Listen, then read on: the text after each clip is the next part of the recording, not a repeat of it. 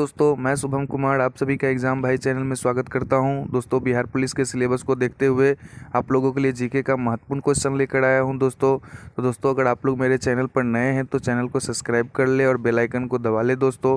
और दोस्तों एक बात जो मैंने हर एक वीडियो में आप लोगों को बोला है कि दोस्तों आप लोग फिजिकल का तैयारी करते रहे दोस्तों, और बचे हुए टाइम में जितना बनता है आप लोगों के लिए आप लोग एग्ज़ाम की तैयारी के लिए पूरा जी जान से झोंक दे दोस्तों, क्योंकि आप लोगों के पास समय कम है। एग्ज़ाम का डेट जल्द ही आप लोगों के लिए आने वाला है।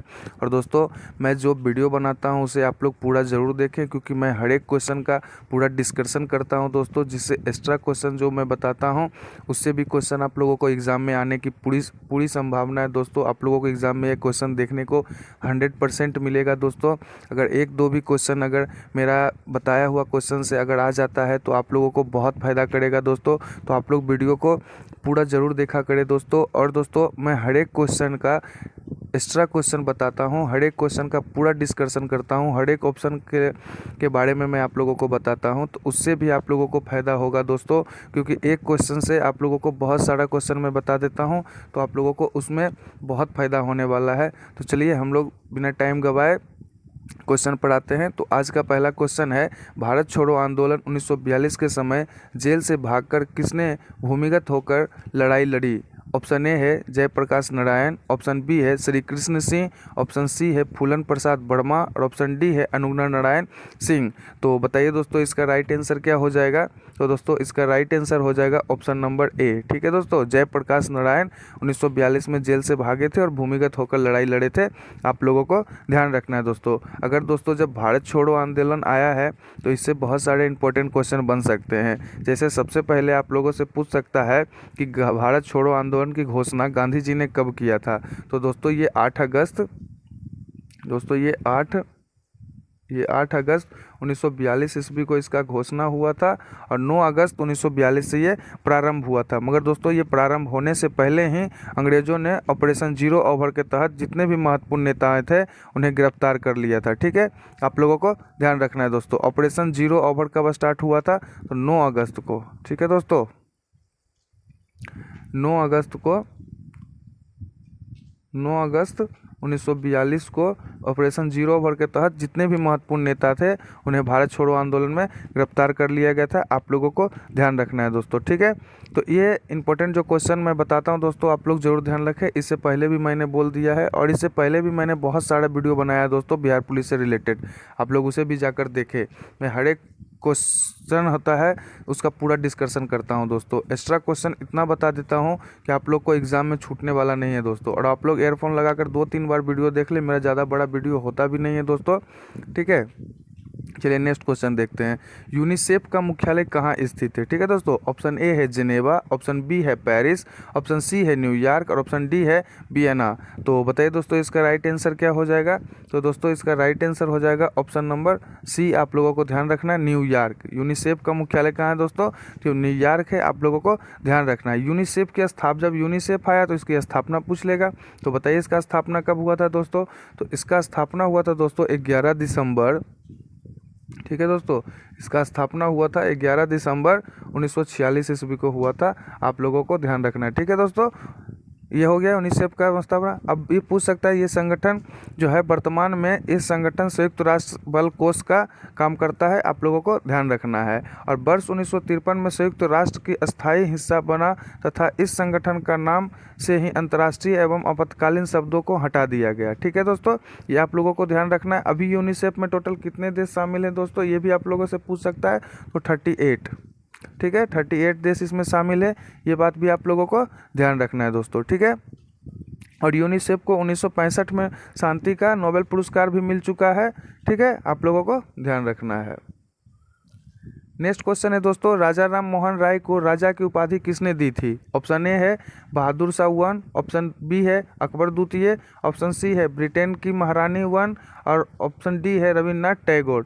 तो बताइए दोस्तों इसका राइट आंसर क्या हो जाएगा? तो दोस्तों इसका राइट आंसर हो जाएगा ऑप्शन नंबर बी। ठीक है, ये आप लोगों का हो गया कि राजा राम मोहन राय को राजा की उपाधि किसने दिया था? तो अकबर द्वितीय ने दिया था। आप लोगों को ध्यान रखना है दोस्तों। ठीक है, इसमें कोई प्रॉब्लम नहीं। इसके आगे अब क्वेश्चन आप लोगों को मैं बताता हूँ कि 20 अगस्त 1828 ईस्वी को ब्रह्म समाज नामक धार्मिक संस्था की स्थापना राजा राम मोहन राय ने किया था। अगर राजा राम मोहन राय के बारे में आया दोस्तों तो उनके बारे में जितना क्वेश्चन हो सकेगा मैं आप लोगों को बता दूंगा, ठीक है। तो ब्रह्म समाज की स्थापना किसने किया था? राजा राम मोहन राय ने किया था। और कब किया था? तो 1828 ईस्वी में किया था। ये हो गया दोस्तों। 1815 में राजा राम मोहन राय ने आत्मीय सभा की भी स्थापना किया था। ये दोनों क्वेश्चन इंपॉर्टेंट है दोस्तों, आप लोगों को ध्यान रखना है। और राजा राम मोहन राय ने मूर्ति पूजा, जाति प्रथा और धार्मिक जो अफवाह फैलाया जाता है उसका विरोध किया था, आप लोगों को ध्यान रखना है। और राष्ट्रीय पुनर्जागरण का पिता भी किसे कहा जाता है? राजा राम मोहन राय को कहा जाता है, ठीक है दोस्तों। चलिए नेक्स्ट क्वेश्चन देखते हैं।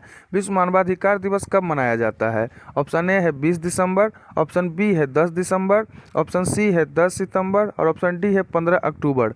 तो बताइए दोस्तों इसका राइट आंसर क्या हो जाएगा? तो दोस्तों इसका राइट आंसर हो जाएगा ऑप्शन नंबर बी, ठीक है दोस्तों। ऑप्शन नंबर बी इसका क्या हो जाएगा राइट आंसर? 10 दिसंबर। क्लियर हो गया आप लोगों का। इसी तरह इसके अलावा मैं आप लोगों को बताता हूं दोस्तों कि जो मानवाधिकार दिवस मनाया जाता है ये 2006 ईस्वी में संयुक्त राष्ट्र सभा द्वारा प्रारंभ किया गया था पहले। ये आप लोगों को ध्यान क्लियर हो गया दोस्तों। फिर 15 अक्टूबर को विश्व छात्र दिवस मनाया जाता है, आप लोगों को ध्यान रखना है। 10 सितंबर को विश्व आत्महत्या रोकथाम दिवस मनाया जाता है और 20 दिसंबर को अंतर्राष्ट्रीय मानव एकता दिवस मनाया जाता है, ठीक है। तो ये जितने भी बात मैं बताया है आप लोगों को ध्यान रखना है। पूरा ऑप्शन के बारे में मैं आप लोगों को बता दिया हूँ दोस्तों। नेक्स्ट क्वेश्चन है दोस्तों, उत्तर भारत में भक्ति आंदोलन का प्रारंभ किस संत ने किया था? ऑप्शन ए है तुलसीदास, ऑप्शन बी है रामदास, ऑप्शन सी है रैदास और ऑप्शन डी है सूरदास। तो बताइए दोस्तों इसका राइट आंसर क्या हो जाएगा? तो दोस्तों इसका राइट आंसर हो जाएगा ऑप्शन नंबर बी, आप लोगों को ध्यान रखना है रामदास, ठीक है। उत्तर भारत में भक्ति आंदोलन का प्रारंभ किसने किया था दोस्तों? तो ये रामदास किए थे, आप लोगों को ध्यान रखना है। इसके अलावा कुछ इंपॉर्टेंट क्वेश्चन रामदास के बारे में दोस्तों। रामदास पहले संत थे जिन्होंने हिंदी में अपना उपदेश दिया था। ये क्वेश्चन पूछा हुआ है दोस्तों कि हिंदी में अपना उपदेश देने वाले पहले संत कौन थे? तो ये रामदास थे, आप लोगों को ध्यान रखना है। रामदास के 12 शिष्य थे, ये भी आप लोगों को ध्यान रखना है। सूरदास वल्लभाचार्य के शिष्य थे, अष्टधाई के प्रधान भी वल्लभाचार्य को माना जाता है, आप लोगों को ध्यान रखना है दोस्तों। नेक्स्ट क्वेश्चन देखते हैं दोस्तों, कौन सा क्षेत्र उच्च न्यायालय के अंतर्गत नहीं आता है? ऑप्शन ए है अपीलीय क्षेत्राधिकार, ऑप्शन बी है परमार्शिक अधिकार, ऑप्शन सी है निरीक्षण अधिकार और ऑप्शन डी है आरंभिक अधिकार। तो बताइए दोस्तों इसका राइट आंसर क्या हो जाएगा? तो दोस्तों इसका राइट आंसर हो जाएगा ऑप्शन नंबर बी, आप लोगों को ध्यान रखना है। परामर्शिक अधिकार जो होता है वह उच्चतम न्यायालय के अंतर्गत क्षेत्राधिकार के अंतर्गत नहीं आता है, आप लोगों को ध्यान रखना है। इसके अलावा कुछ क्वेश्चन दोस्तों, संविधान का अनुच्छेद 143 के तहत केवल सर्वोच्च न्यायालय को परमश्री अधिकार है, ये आप लोगों को ध्यान रखना है दोस्तों, ठीक है। और अनुच्छेद 227 के तहत उच्च न्यायालय को न्यायिक एवं प्रशासनिक निरीक्षण करने का अधिकार है, ये भी आप लोगों को ध्यान रखना है दोस्तों, ठीक है। नेक्स्ट क्वेश्चन है दोस्तों, प्रसिद्ध गीत सारे जहां से अच्छा की रचना किसने की थी? ऑप्शन ए है रविन्द्रनाथ टैगोर, ऑप्शन बी है जयदेव, ऑप्शन सी है बंकिम चंद्र चट्टोपाध्याय, ऑप्शन डी है मोहम्मद इकबाल। तो बताइए दोस्तों इसका राइट आंसर क्या हो जाएगा? तो दोस्तों इसका राइट आंसर हो जाएगा ऑप्शन नंबर डी, आप लोगों को ध्यान रखना है, मोहम्मद इकबाल ने इसका रचना किया था, ठीक है दोस्तों। इसके अलावा मैं आप लोगों को कुछ क्वेश्चन बता देता हूँ दोस्तों कि 1950 ईस्वी में सितार वादक पंडित रविशंकर ने इसे सूरबद्ध किया था, आप लोगों को ये भी ध्यान रखना है दोस्तों। गीत गोविंद के लेखक कौन है दोस्तों? तो जयदेव हैं, आप लोगों को ध्यान रखना है दोस्तों। इस गीत को मोहम्मद इकबाल ने 1905 ईस्वी में लिखा था, ये भी आप लोगों को ध्यान रखना है दोस्तों, ठीक है। नेक्स्ट क्वेश्चन है दोस्तों, किस क्षेत्र में कामगार को रोजगार की सुरक्षा मिलती है? ऑप्शन ए है संगठित क्षेत्र में, ऑप्शन बी है असंगठित क्षेत्र में, ऑप्शन सी है विदेशी क्षेत्र में और ऑप्शन डी है अनौपचारिक क्षेत्र में। तो बताइए दोस्तों इसका राइट आंसर क्या हो जाएगा? तो दोस्तों इसका राइट आंसर हो जाएगा ऑप्शन नंबर ए, आप लोगों को ध्यान रखना है संगठित क्षेत्र में, ठीक है। कामगार को रोजगार की सुरक्षा किस क्षेत्र में मिलता है? तो संगठित क्षेत्र में मिलता है, आप लोगों को ध्यान रखना है। इसके अलावा कुछ क्वेश्चन दोस्तों, भारत में लगभग 93% रोजगार असुरक्षित क्षेत्र में प्राप्त होते हैं, आप लोगों को ध्यान रखना है। और भारत में केवल 7% रोजगार सुरक्षित क्षेत्र में प्राप्त होता है, ठीक है दोस्तों। ये दोनों बात ध्यान रखना है आप लोगों को। और सुरक्षित क्षेत्र में 93% और 7% क्षेत्र में कितना सुरक्षित क्षेत्र में प्राप्त होते हैं, आप लोगों को ध्यान रखना है दोस्तों। और भारत में आबादी अधिक होने के कारण बेरोजगारी एक जटिल समस्या बन गई है, ये भी बात आप लोगों को ध्यान रखना है दोस्तों। नेक्स्ट क्वेश्चन है दोस्तों, प्लास्टर ऑफ पेरिस बनाया जाता है। ऑप्शन ए है चूने के पत्थर से, ऑप्शन बी है जिप्सम से, और ऑप्शन डी है संगमरमर से, और ऑप्शन डी है बॉक्साइट से। तो बताइए दोस्तों इसका राइट आंसर क्या हो जाएगा। तो दोस्तों इसका राइट आंसर हो जाएगा ऑप्शन नंबर बी। ठीक है, प्लास्टर ऑफ पेरिस किससे बनाया जाता है दोस्तों, तो ये जिप्सम से बनाया जाता है, आप लोगों को ध्यान रखना है दोस्तों। दोस्तों जब प्लास्टर ऑफ पेरिस का बात आया है तो आप लोग इसका फॉर्मूला आप लोगों को ध्यान होना चाहिए दोस्तों। तो दोस्तों प्लास्टर ऑफ पेरिस का फॉर्मूला तो होता है CaSO4 और हाफ H2O। ठीक है दोस्तों, हाफ H2O एग्जाम में पूछ लेता है दोस्तों। ठीक है, बिहार पुलिस में बहुत बार पूछा है, और दोस्तों ये बिहार पुलिस का प्रीवियस ईयर का ही क्वेश्चन है। ठीक है, कि इसका जिप्सम का प्लास्टर ऑफ पेरिस का फॉर्मूला क्या होगा, CaSO4 हाफ H2O। और जिप्सम का भी फॉर्मूला आप लोगों से पूछ सकता है दोस्तों, तो जिप्सम का भी फॉर्मूला मैं लिख देता हूँ, CaSO4 2H2O। ठीक है दोस्तों, बस दोनों में इतना का अंतर है, इसमें 2H2O होता है, उसमें हाफ H2O होता है, आप लोगों को ध्यान रखना है दोस्तों। ठीक है, इसके अलावा और कुछ क्वेश्चन दोस्तों, सीमेंट निर्माण में जिप्सम से अधिक मात्रा में सीमेंट जमाने में मदद मिलती है, आप लोगों को ध्यान रखना है दोस्तों। चलिए नेक्स्ट क्वेश्चन देखते हैं, हमारी नींद कविता के कवि कौन है। ऑप्शन ए है ब्रेंडन डंगवाला, ऑप्शन बी है अनामिका, ऑप्शन सी है जीवनंदन दास, और ऑप्शन डी है रेनर मारिया रिल्के। तो बताइए दोस्तों इसका राइट आंसर क्या हो जाएगा।